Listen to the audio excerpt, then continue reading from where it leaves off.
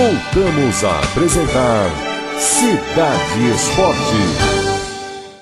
Legal, voltamos aqui, amigos da TV Cidade, canal 19, com José Carlos Blasques, o nosso convidado super especial, batendo bola comigo, que é especial, né, batendo bola comigo.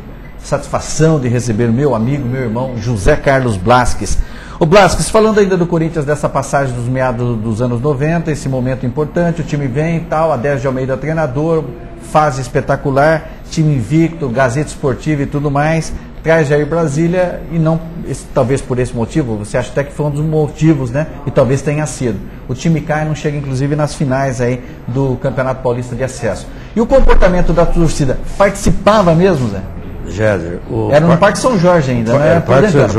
Parque São Jorge, você tinha que madrugar no Parque São Jorge para conseguir lugar, porque todos os jogos casa cheia, foi um negócio fantástico. Eu acho que essa passagem, os torcedores mais antigos da cidade que participaram desse momento da história do futebol profissional em Prudente, eu acho que não vão esquecer jamais. O Parque São Jorge sempre, em qualquer jogo do campeonato, sempre casa cheia, sempre vibrante, porque o time dava essa confiança ao torcedor e motivava o torcedor, não só de Prudente, mas gente da região todinha acompanhou o time na época e foi uma campanha fantástica e inesquecível, realmente.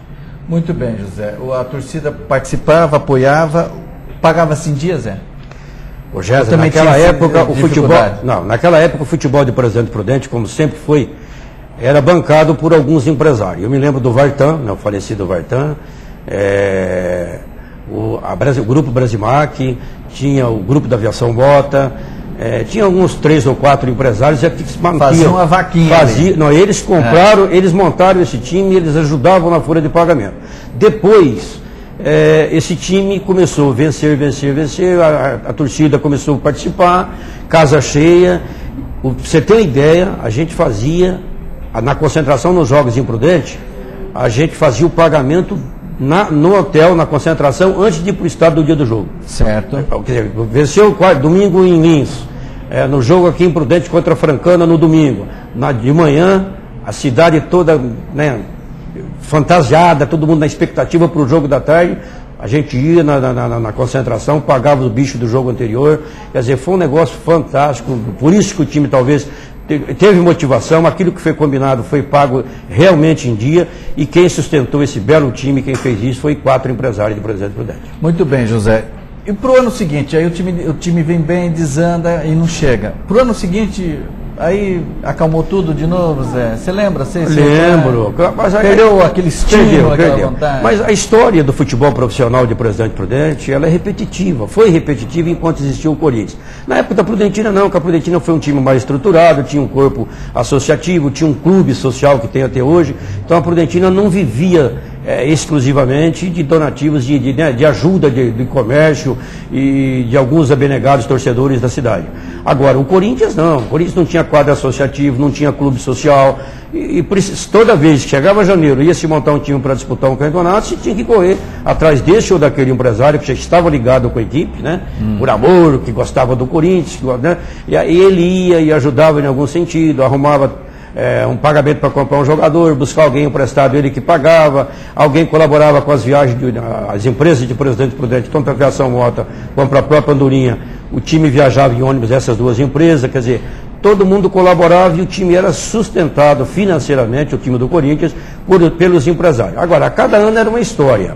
Na época de eleição política, como tudo acontece na época de política desse país, aí vinha aqueles que eram candidatos a prefeito em Presidente Prudente, faziam um time, ajudavam o time, fantasiava e fazia, né, estardalhaço na cidade com o time. Perdia a eleição ou acabava a eleição, no outro ano você não via político nenhum perto do Corinthians, ninguém ajudando o time do Corinthians. Eram os mesmos empresários de todos os anos que punham a mão no bolso e que mantinham na contratação ou na manutenção desse time. Zé, além desse, falamos você como diretor, né, amante do futebol, você sempre teve isso dentro de você. Mas tem uma passagem que você muitas vezes comenta também comigo, que nós tivemos um grande momento dentro do futebol paulista, que foi o Corinthians jogando no Maracanã, quando aquela divisão com a torcida do Fluminense, né? É uma 76. História muito... É 76, né? Muito se fala no futebol para os mais jovens. Será que foi verdade? Tem uns que questionam. Será que dividiu o Maracanã? E você teve em loco, né? Você gosta do futebol, você gosta do Corinthians e tudo mais. E saiu o ônibus aqui de Prudente, né, Zé? Quantos ônibus foram? Um ônibus? 6 ônibus. 6 ônibus. Em Prudente tinha o Roberto Galvão, hoje foi bem falecido, ele tinha uma empresa de turismo. Ele fretou 6 ônibus, nós saímos daqui com 6 ônibus de torcedor do Corinthians. Tinha gente de Venceslau, de Anastácio, de Epitácio. Da região toda todinha tinha gente. Saímos aqui no sábado para o Rio de Janeiro e voltamos logo após o jogo. Chegamos aqui, era 11 horas da manhã de uma segunda-feira. Para você ter uma ideia, eu estava com 5 funcionários da minha agência do banco na época. Você também foi bancário, né? Eu fui bancário, eu era bancário na época e eu tinha 5 caixas que trabalhavam no banco comigo, 4 estavam na viagem. O Maurino Maiolini era o gerente da agência na época, ficou pé da vida, porque nós chegamos 11 horas, o banco abria às 9 horas da manhã, e a gente chegou na cidade, ainda foi desfilar na cidade, fizemos uma festa danada com aquela vitória, mas realmente, ô Géser... O Corinthians vivia aquele jogo de títulos, né, Zé? Sem ganhar títulos. Acabou perdendo o título no Rivelino já estava no Fluminense nessa época. O Rivelino já estava no Fluminense. Foi o primeiro, me parece que o primeiro jogo do Rivelino contra o Corinthians. Teve um, né, Zé? Na estreia dele, né? 4-2, né? Até o lance, teve aquele lance do Estudo. Isso. Assim que ele foi transferido de 74 para 75 para o Fluminense, houve um jogo. Houve um jogo. E ele fez gols, inclusive gol de cabeça. Em 76, exatamente. O Corinthians vai decidir num único jogo, né? Para ver quem ia para a final contra o Inter de Porto Alegre. E o Corinthians foi em pleno Maracanã, o gol do Russo, beijinho doce, empatou 1-1 com o Fluminense. E pegou uma seleção. E nas penalidades máximas, era uma seleção. Rivelino, Carlos Alberto Pintinho, era um timaço. Dorval, o Carlos Alberto, ele tinha um baita de um time do Fluminense, mas o corintiano, gente... E dividiu o estádio não mesmo? Dividiu, você é testemunho ocular da história, hein, Zé? Sério, não pode aumentar, sincero e honestamente.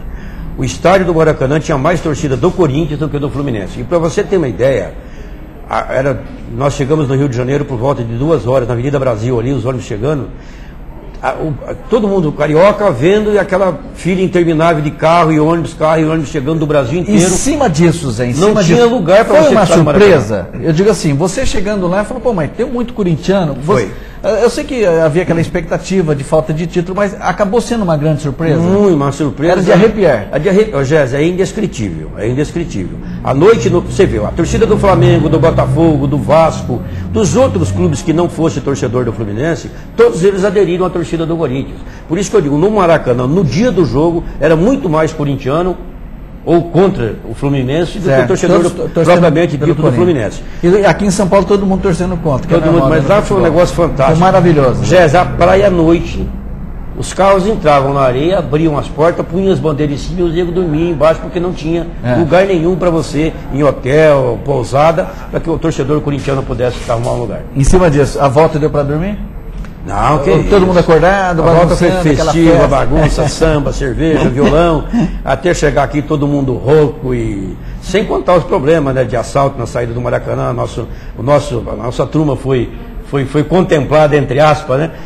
Com assalto eu estava envolvido no meio, perdemos rádio, mas valeu, tudo isso valeu, porque é indescritível. Eu acho que dificilmente o Maracanã ou o futebol do Brasil, ou o futebol do Brasil vai repetir a história de Corinthians e Fluminense naquele ano de 76. Muito bem, terminamos o segundo bloco e daqui a pouco nós voltamos batendo mais bola, muito mais, com o nosso querido José Carlos Blasques, também radialista, jornalista esportivo, e você vai conferir outras histórias agora do rádio, onde o Zé começou no ano de 1992. É só um minutinho, nós já voltamos. Estamos apresentando Cidade Esporte.